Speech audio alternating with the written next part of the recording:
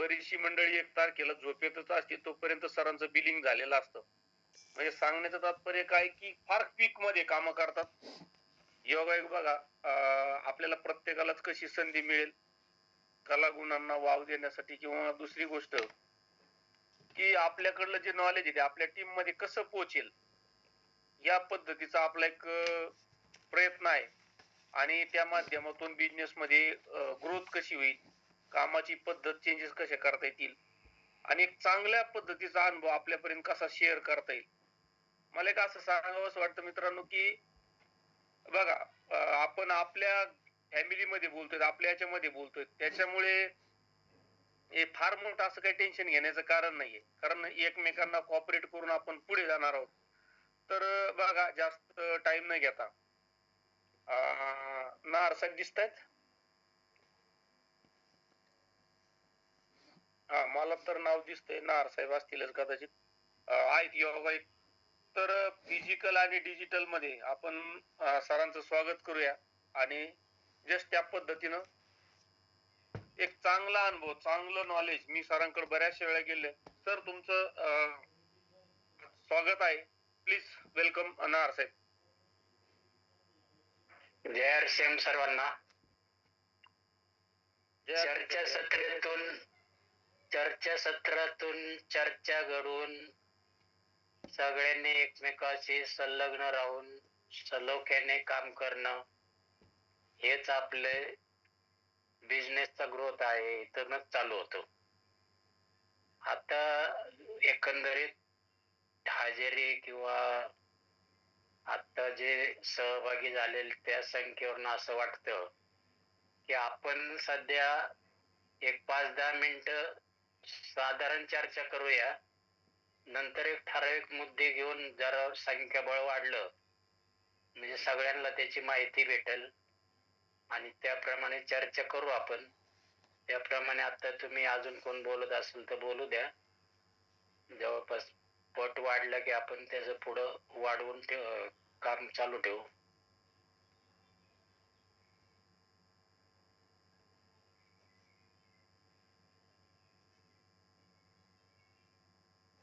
आवाज गेला आवाज. सिनियर मध्ये बघा जस्ट मला पांडव साहेब पण दिसत आहेत, दिवटे साहेब पण आहेत, आपले संदीप पांडव सर पण आहेत. सध्या न्यूट्रिशन वर चांगलं धडाडीचं काम चालू आहे. रेग्युलर मीटिंगला हजर असतात आपले रोकडे साहेब जे भेंडा सहकारी साखर कारखाना तिथून ऑपरेट करतात आणि आपले अहिल्यानगर शॉपचे ओनर दिवटे साहेब आपल्यामध्ये आहेत.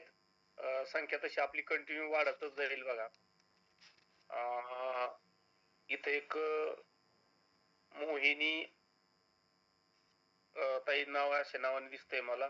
संदीप पांडव सर आहेत, रोकडे साहेब आहेत आणि आपल्या नेहमीच्या धडाडीच्या कार्यकर्त्या मनीषा मॅडम पण आहेत. मला असं वाटतं बघा मित्रांनो, ज्यावेळेस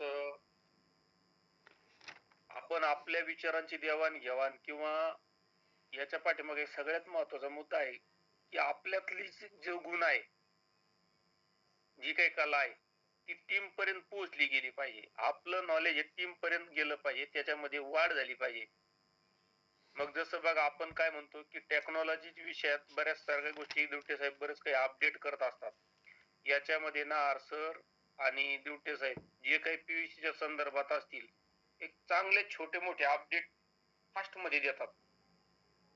दुसरं जसं आपल्यामध्ये पांडव साहेब पण बसलेत की बऱ्याचशा गोष्टी त्यांच्याकडं ज्याला मी असं म्हणन अष्टपैलू व्यक्तिमत्व, ऑलराऊंडर ज्याला म्हटलं जातं की बाबा कोणत्याही गोष्टी ऍक्सेप्ट करण्याची किंवा त्याच्यावर हे करण्याची असं नाहीये की कोणतंही असू द्या. मग ते एफएमसीजी मध्ये प्रोडक्ट असेल, ऍग्रिकल्चर मध्ये असेल, पेंट मध्ये असेल, न्यूट्रिशन मध्ये असेल, असं कोणतं फील्ड त्यांनी मोकळं सोडलेलं नाहीये. मग त्या पद्धतीने ते करत राहतात.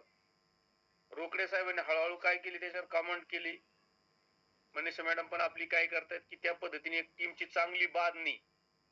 बघा मला असं वाटतं बऱ्याचशा वेळा आपण जे बोलतो आणि बोलल्यानंतर जे आपण कृतीत आणतो ते न बोलताही बऱ्याचशा काही गोष्टी केल्या जातात. तसा बिझनेसचा जो आता सध्या सलोखा ग्रोथ दिसतोय तो ग्रोथ त्या पद्धतीनं वाढत जाईल.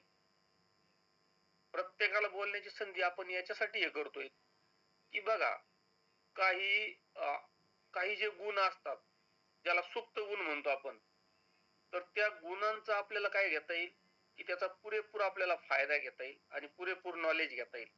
तर तशाच माध्यमातून आपण काय करूया, संख्या जशी जशी जशी येत राहील तशा तशा पद्धतीने हे करू. आपल्याला हे बघा फिजिकल आणि डिजिटल मध्ये थोडासा चेंजेस काय होतो, की हे टेक्नॉलॉजीचं काम आहे. Mute, unmute, video on, of बघा हे छोट्या-छोट्या गोष्टी काय होणार प्रॅक्टिस न होणार. बऱ्याचशा वेळेला काय होतं माईक ऑन करता येत नाही किंवा कधी-कधी माईक ऑफ बंद करायला पाहिजे पण बोललं जातं. हे कधी होणार? ज्यावेळेस आपण कंटिन्यू प्रॅक्टिस करू. कोणत्याही गोष्टी ज्यावेळेस आपण अनुभव घेतो, प्रॅक्टिस करतो, त्यावेळेस सगळ्या काही गोष्टी येतात. तर बघा म्हणण्याचं तात्पर्य असं आहे, की आता जे काही पोस्टर मी बऱ्याच वेळा अपडेट करतो. हे सुरुवातीच्या काळात मलाही फार काही कळत नव्हतं. पण जी गोष्ट आपण वारंवार करतो, प्रॅक्टिसनं करतो, तिची आपल्याला एक सवय होऊन जाते आणि तिची प्रॅक्टिस होते. तसंच याचं पण माध्यम आहे. तर छोटे-मोठे मुद्दे भरपूर काही करायला मिळतील. तर आपण अशाच पद्धतीने काय करूया, जे जे नॉलेज असेल, ज्या ज्या व्यक्तीला असेल, काय होतं बऱ्याचशा वेळा आपण स्वतःहून बोलण्यापेक्षा स्वतःहून जर आपण पुढे आलो आणि त्या पद्धतीने केलं. जसं मी सांगितलं, की टेन्शन घ्यायचं काही काम नाहीये. ज्या गोष्टी जिथपर्यंत हँडल होतील तिथपर्यंत ठीक आहे. बाकीचे सगळे सीनियर हँडल करून घेतील. मग प्रत्येक वेळी इथं हँडल करायला आपल्याकडे भरपूर माणसं आहेत. ड्युटी साहेब आहेत, पांडव साहेब आहेत किंवा आणखीन बऱ्याचशा काही गोष्टीला येतच राहतील. असो, जास्त वेळ न घेता आपल्याला छोट्या-मोठ्या मुद्द्यावर, की मला असं म्हणायचं की सर बऱ्याचशा दिवसापासून साहेब शॉप हँडल करतात.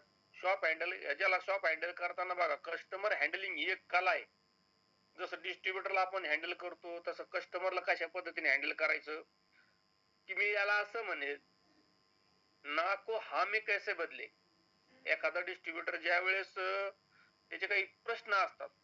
तो जे तिची काही मनामध्ये निगेटिव्हिटी असते, तर निगेटिव्हिटी मधून पॉझिटिव्हिटी किंवा प्रॉडक्टच्या काही गोष्टी क्वेश्चन असतील त्याच्यामधून. तर म्हणण्याचं तात्पर्य एवढंच, की "ना को हाँ में कैसा बदले." बऱ्याचशा वेळा असं होतं, की व्यक्ती ज्यावेळेस नाही म्हणते, प्रॉडक्टला असेल, जॉइनिंगला असेल, तर ती ऑटो मोडमध्ये कशी कन्व्हर्ट होते आणि नंतर कशी त्या पद्धतीने गेली. बऱ्याचशा काही छोट्या-मोठ्या अशा अनुभव आहेत सरांकडं. तर वेळ न घेता आपण पुन्हा एकदा स्वागत करूया नायर साहेबांचं. सर स्वागत आहे तुमचं. Thank you. नमस्ते.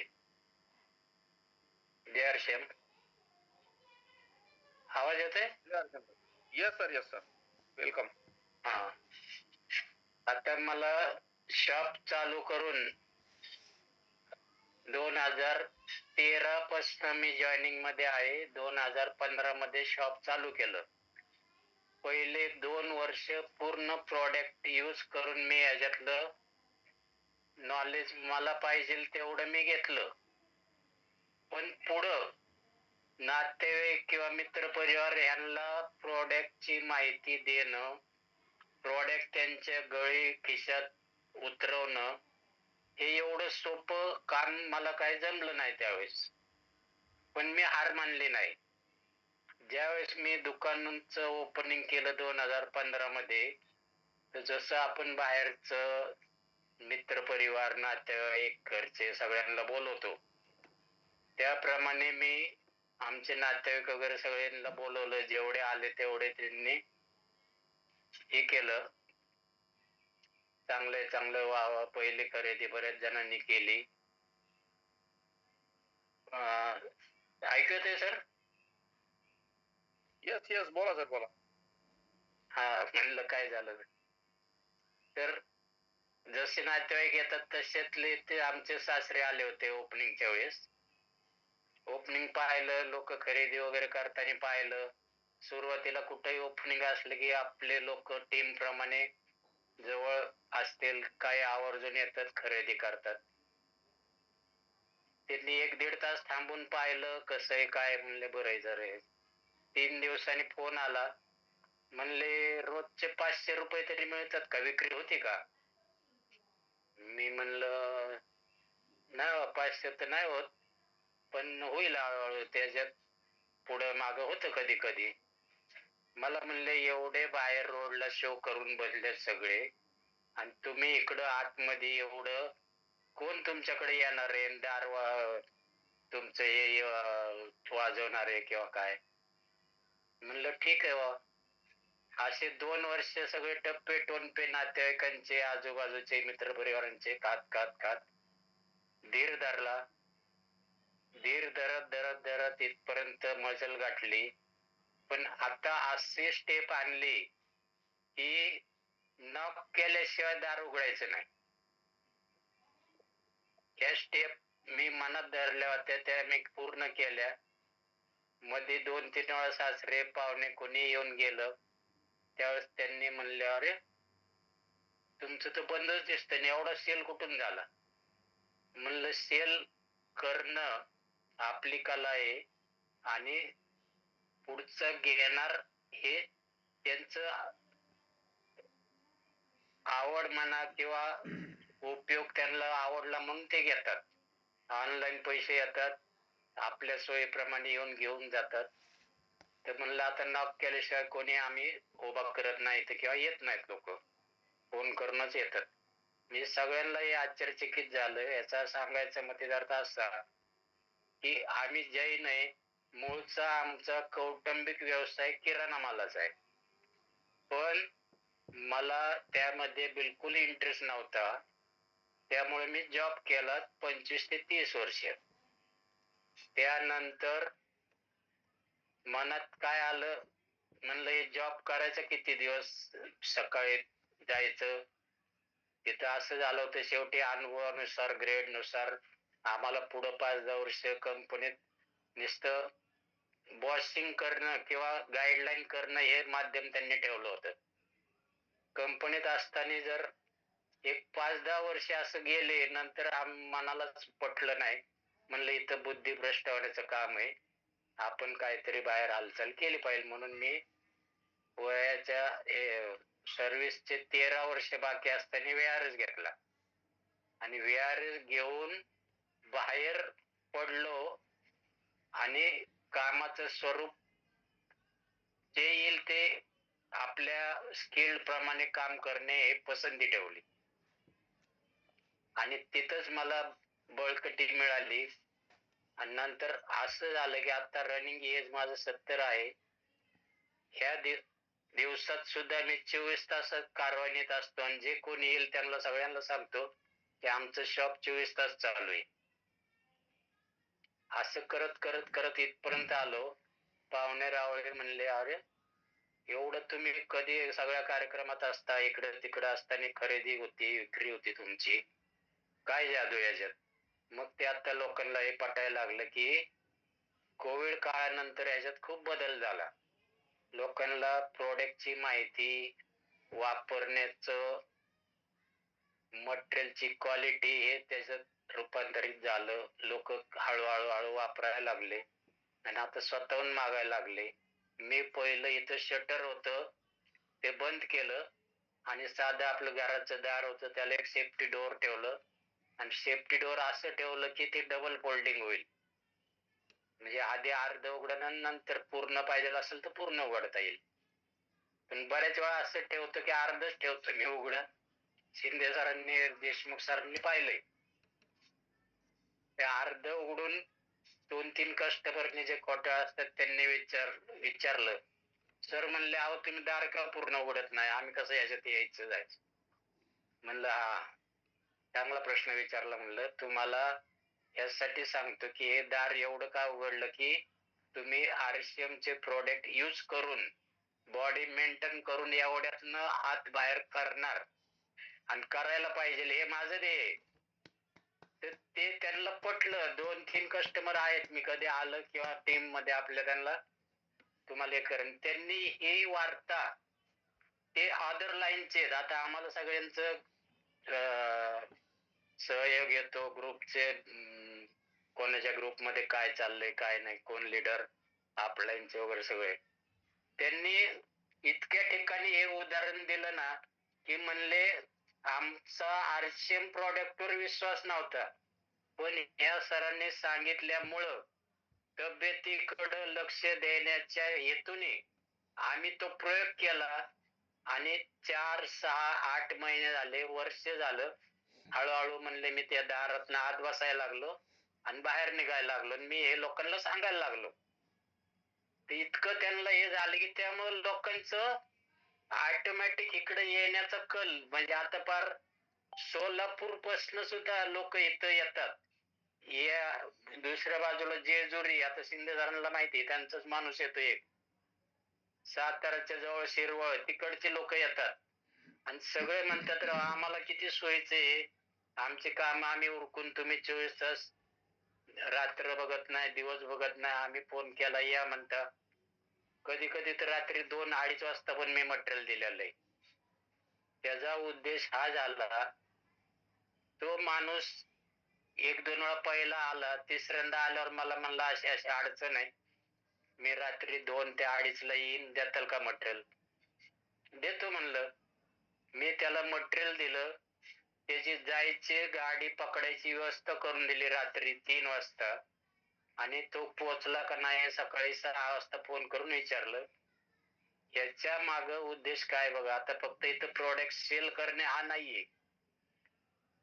तुम्ही आम्ही कुणी असू द्या, दवाखान्यात जा, तुम्ही तिथं भरती व्हा, ज्यावेळेस तुम्हाला डॉक्टर नर्स स्टाफ कोण गोडवली बोलन त्यावेळेस तुमचं अर्ध्याच्या वर दुखणं गायब होतं. मग तुम्ही त्या दवाखान्याची वाहवा करता, बरोबर आहे की नाही? तुम्ही नातेवाईकात मधला फरक धरा, कोण जवळचं असतं लांबचं असतं, मित्रातलं कोण जवळचं असतं लांबचं असतं, हे कशामुळे निर्माण होतात जवळ लांबचे? एकमेकाबद्दलचा आदर आणि हे. मग मी ठरवलं, कधी आपलं सकाळचं गुरुकुल काही चॅप्टर ऐकले, त्या ह्याच्यात TCG सरांनी सांगितलं की आता इथून पुढं गुड मॉर्निंग आमक तमक हे विषय ह्याच्यात वेळ घालवू नका, कोणी डायरेक्ट विषयाला हात घाला. आणि तेव्हापासून बघा म्हणजे वेळ पुरत गेला आणि समोरच्याला बोलायला संधीचं बळ मिळालं. कधी कधी बघा मी उगाच शिंदे साहेबाला राम राम करणार, त्यांचा मूड कसा आहे काय माहित नाही, आणि ते उगाच आपल्या कधी टेन्शन मध्ये असले की त्या मुद्रेने ते आपल्याला राम राम करणार, आनंदी असेल तर आनंदी मुद्रेने करणार, आणि अजून काय त्यांच्या मागे व्याप आहेत आपण पाहिलेत का, किंवा कुणी असो.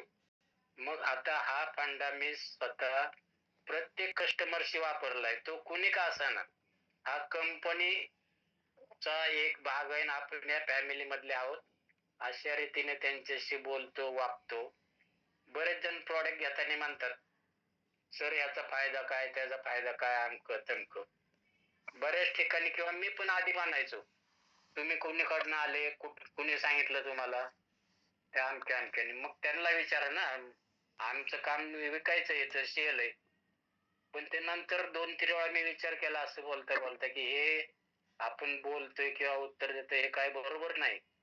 समोरच्या नाराज होते, पुढच्या वेळेस तो 2 वेळा 3 वेळा पण नाही आलेला, परत आलाच नाही तो माणूस. मग ह्याच्या मागं कारण काय?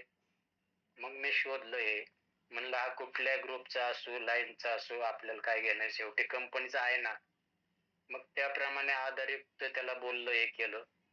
गामाचं एवढं त्याला कुणीतरी त्याच्या अपलाईनने सांगितलं होतं किंवा पाहुण्यांनी रिझल्ट मिळाला सांगितलं तू घे, पण तो पहिल्यांदाच आला, नवीनच होता, म्हणला मी हे काय पहिल्यांदाच पाहते, बाहेर मिळत नाही कुठे नाही. मी त्याला सोप्या भाषेत सांगितलं, जसं म्हणलं आपल्या देशाचं संरक्षण कोण करतं, त्याकडूनच उत्तर घेतली. म्हणले मंत्री करतात, आमक पोलीस करतात, तमक करतात. मग म्हणलं सिंदूर जो आत्ताचा अटॅक झाला, सिंदूर काय म्हणतात शिंदे साहेब त्याला?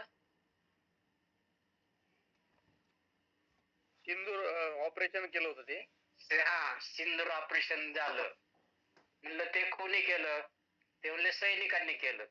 मग म्हणले हा, मग म्हणलं हे बरोबर आहे का नाही म्हणलं, म्हणजे देशाचं संरक्षण सैनिक करतात, तसं तुमच्या बॉडीचं संरक्षण कोण करतं म्हणलं. म्हणले नाही माहिती, आपण चांगले म्हणून खातोय हे ते. म्हणले बरोबर ना म्हणलं. मग म्हणलं हा. मग म्हणलं आता बघा तुम्हीच सांगा, आता तुमचं संरक्षण व्हायला पाहिजे का नाही? म्हणले मग व्हायलाच पाहिजे, शेवटी जीव आहे आपलं, आपल्यालाच निस्तरायचंय. म्हणलं मग त्यासाठीच हे. मग तेव्हा त्याच्या डोक्यात प्रकाश पडला, मग म्हणलं द्या लगेच मला. आणि मी त्याला बळच देत आलो असला असतो किंवा घे म्हणलं असतं तर तो म्हणला असता काय हे एवढ्या कोपऱ्यात दुकान आहे आणि इथं काय यांचं विकायलाच बसलेलं आहे, त्यांना लय नफा याच्यात.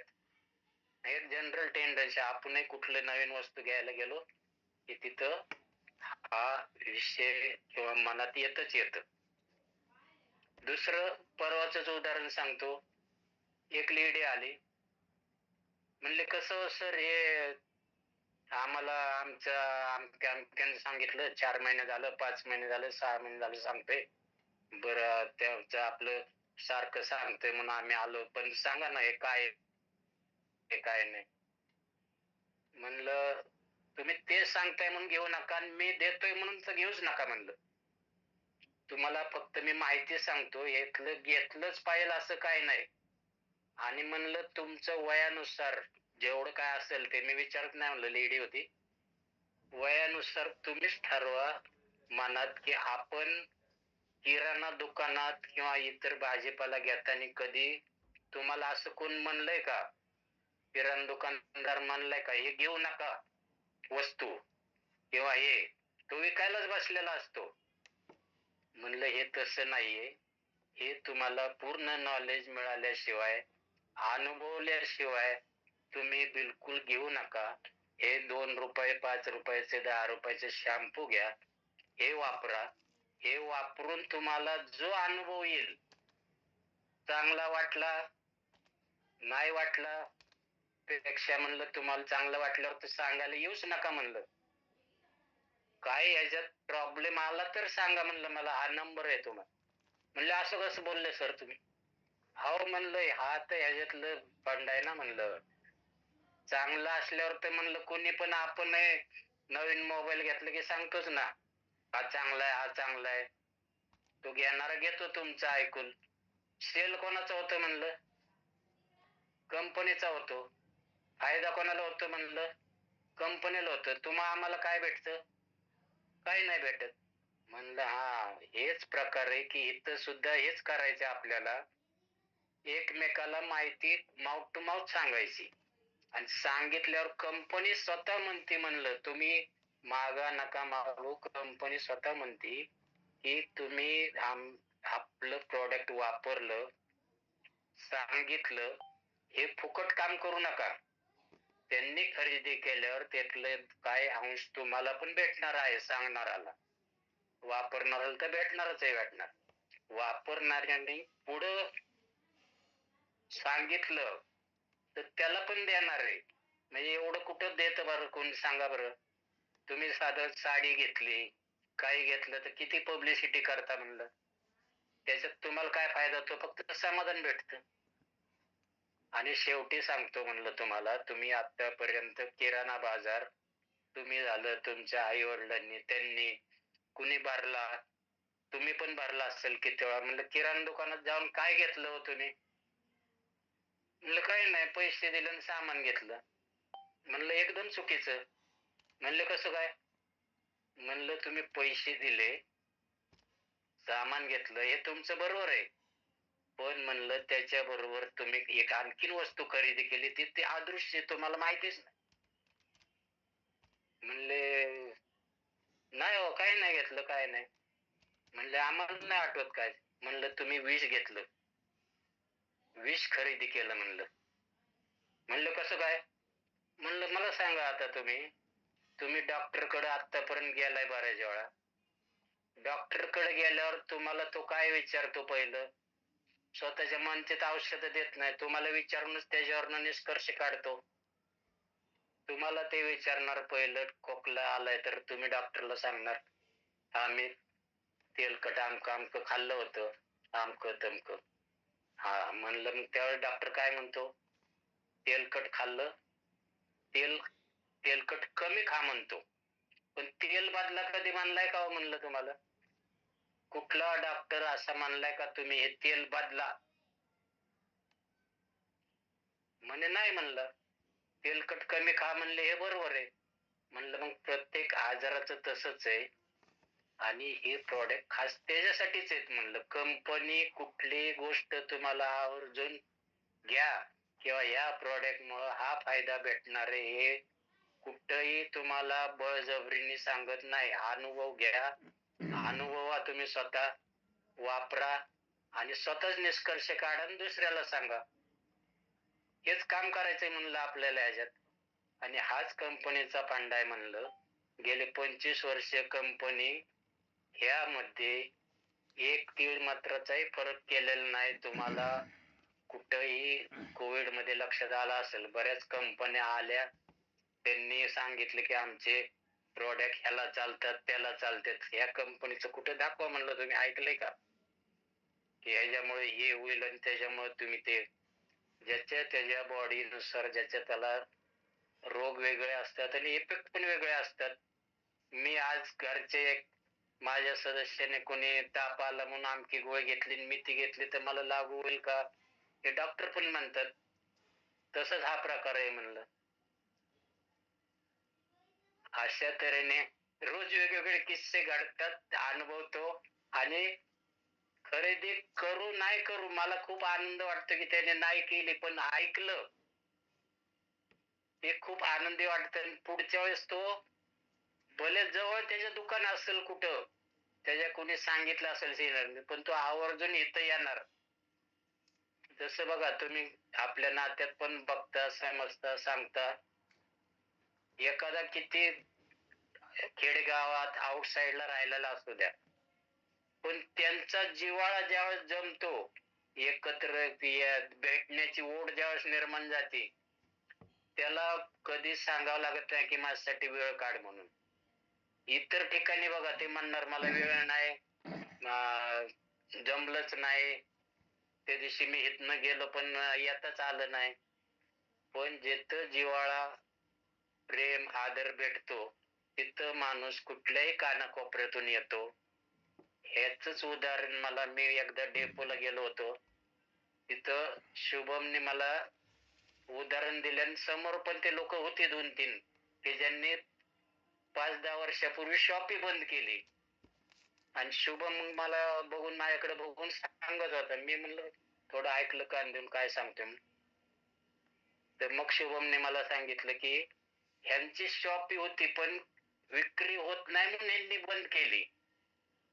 आणि त्यांनी त्यावेळेस सांगितलं की ह्यांची शॉपी आहे, छोटीशी काय ना काय पीयूसी आहे, आणि यांच्या आजूबाजूला वंडर वर्ल्ड आहे, तरी पण त्यांच्या बरोबरीने ह्यांची खरेदी असते म्हणलं माझ्याकडे. मग आणखीन मला उत्तेजन भेटलं. कामाचं स्वरूप फक्त मला ह्याच्यात सिस्टीमने जायला खूप आवडतं आणि समोरचा येईल त्याला सिस्टीमनेच जा. आपल्या मनाचं अवांतर काही कोणाला सांगून भूल थापा देऊन कुठेही त्यांना खरेदी करायला लावू नका. अनुभव घ्यायला सांगा पहिलं. भले तुमच्या खिशातले 2-4 पैसे जाऊ द्या, ते तुम्हाला लाख मोलाचे. पुढं मी तर पहिलं येईल त्याला सांगतो, तो नवीन व्यवसाय करणार म्हणतो डिस्प्ले वॉल घेणार असेल, पहिलं त्याला सांगतो की हे एक शॅम्पूच्या पुड्या घे आणि तू फ्री वाट, त्याचा रिझल्ट घे, त्याच्यावरनं तुला म्हणलं अनुभव भेटल्यावर तो तुला लाखो कमाई करून देणार आहे, हे फंडा तू लक्षात ठेव म्हणतो. असं भरपूर काय सांगण्यासारखं आहे. प्रत्येक मीटिंग मध्ये पुढे आपण 5-10 मिनिटं सांगत जाऊ. आता खूप वेळ घेतलाय. बाकीच्यांना काय चुकलं असेल तर बोलून घ्या. बोलले एकमेकाचे मत मांडा.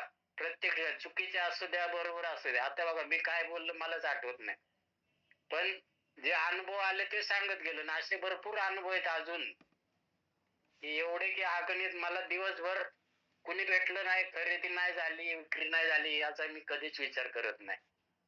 सेल माझा जेवढा आहे तेवढा होतच होतो. त्यामुळं मी खूप आनंदी आहे याच्यात. सिस्टीम मला आवडलेली आहे. आणि जो नवीन येईन त्याला तर मी हेच उदाहरण देतो की बाबा तुला आवडू नाही आवडू, 1 तास तरी याच्यात लक्ष घाल. प्रोडक्ट वापर, तुला जे लागतं ते वापर, बळच काय घेऊ नको. एवढं बोलून मी सगळ्यांना धन्यवाद देतो ऐकल्याबद्दल. शिंदे सर बोला. थँक्यू नार साहेब, थँक्यू. मित्रांनो, मला असं वाटतंय की प्रोग्राम कसा झालाय आपण तोंडी न सांगता जोरात, ज्यांना खरोखर आवडलं त्यांनी जोरात टाळ्यामध्ये, ज्यांना खरोखर आवडलाय. मी तर असं म्हणेल बघा नार साहेब, खरोखर खूप मोठा अनुभव, दांडगा अनुभव आहे. मी तुम्हाला फार जवळून अनुभवलेलं आहे, जवळून पाहतोय. आणि ह्या सगळ्या गोष्टी एवढ्या बारकाईनं पाहिलेल्या, तेवढे सारे बारकावे एक व्यापारी, एक अनुभवी माणूसच करू शकतो. जसं मी सांगितलं की ना को हा में कैसे कन्वर्ट करे, खरंच ही तुमच्याकडे खूप छान कला आहे. ऍक्च्युली काय होतंय, वेळेचं बंधन असतं, पण तुम्ही ते सर बऱ्यापैकी हे केलंय. बरेचसे सिनियर मंडळी आहेत की जे पद्धतीने करतायत. याच्यामध्ये सिनियर मंडळीला ऑलरेडी नॉलेज आहे, पण परत तुमचं मनापासून धन्यवाद. नार साहेब, खरंच अशाच पद्धतीने वेगवेगळे पॉइंट, वेगवेगळे मत हे करत चला. याचा लाभ नक्कीच आपल्यामध्ये शॉप धारक पांडव साहेब आहेत, दिवटे साहेब आहेत, यांना एक छोट्या छोट्या गोष्टी मिळतील. सुरुवात कशी असते, शेवट कसा होतो, कोण कशा पद्धतीने बोलतं, कोणाला कसं कन्वर्ट करायचं, खूप चांगल्या पद्धतीने तुम्ही हँडल केलंय.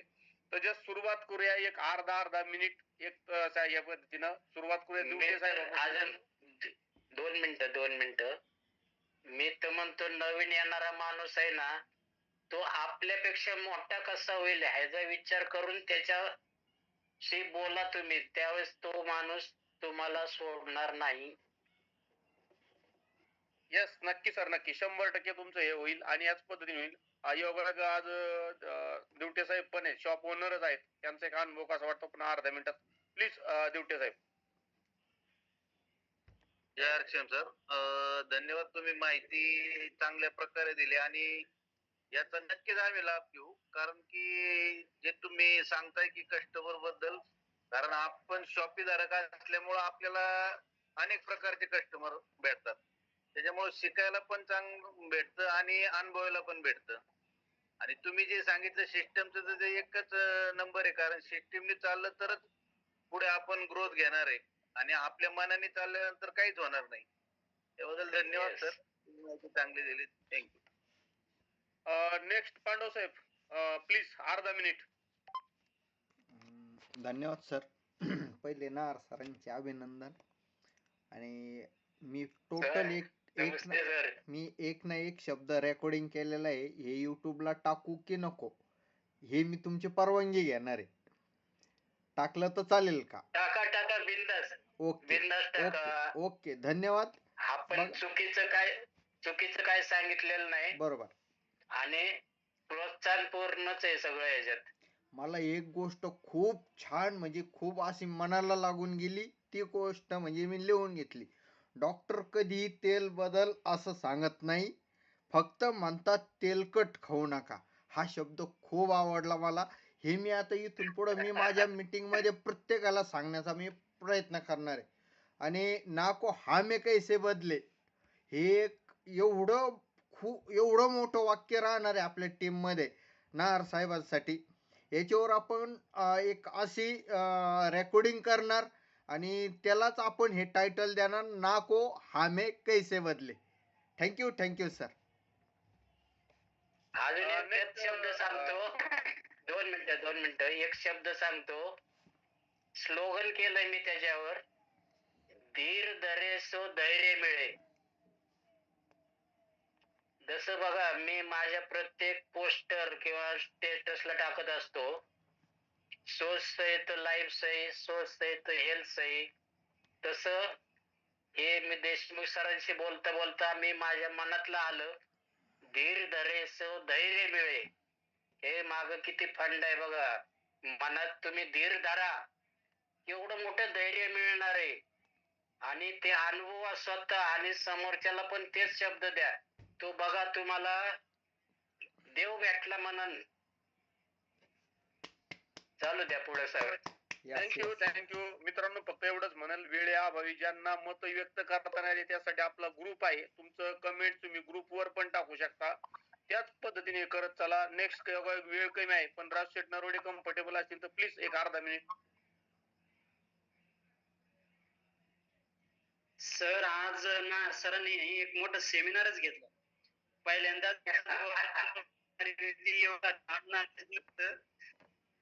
फार फार फार आनंद वाटला, फार माहिती मिळाली सर. नार सरांना आपण आवर्जून दरवेळेस थोडस 2 वाक्य ना बोलायला लावत जा सर. फार फार फार छान वाटलं, फार छान वाटलं सर. जरूर एकदम जरूर सुंदर, एकदम सुंदर. आपण प्रत्येकांना संधी देऊ, बाकीच्यांना धन्यवाद, बोलणं धन्यवाद. शक्य झालं नाही त्यांनी थोडस ग्रुप